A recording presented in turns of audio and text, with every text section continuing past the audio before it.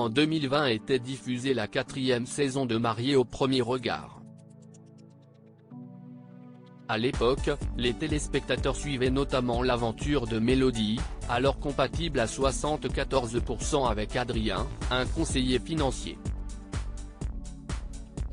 S'il s'était dit oui, la Lyonnaise a rapidement montré qu'elle avait bien du mal à lui accorder sa confiance et établir une véritable complicité.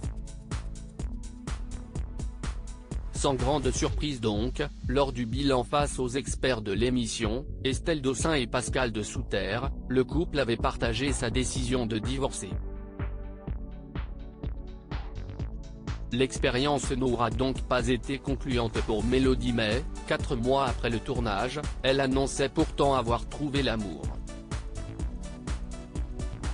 Si est-il quelqu'un qui, sans me connaître, a naturellement su avoir le bon comportement avec moi et me comprendre.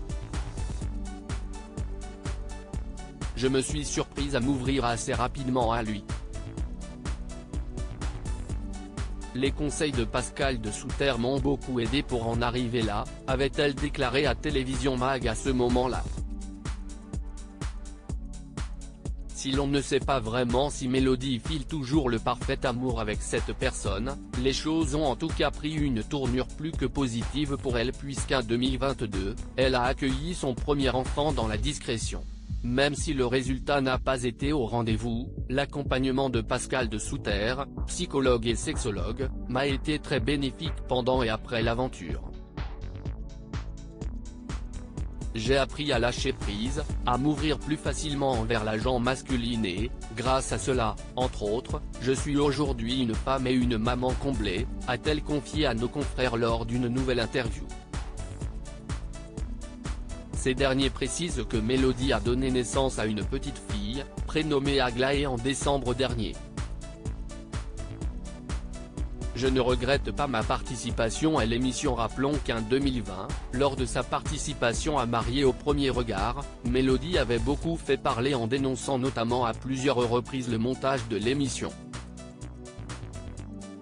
Il n'empêche que Mélodie est sortie enrichie de cette expérience Mariés au premier regard télévisuel. Malgré ma déception vis-à-vis de la production et du montage de mon expérience, je ne regrette pas ma participation à l'émission. Ce fut une opportunité unique que de tenter de trouver l'amour de manière atypique. Je pars du principe que si cette expérience est arrivée sur mon chemin, ce n'est pas par hasard. Rien que pour ce qu'elle a pu m'apporter d'un point de vue développement personnel, je n'hésiterai pas une seule seconde à le refaire, a-t-elle conclu.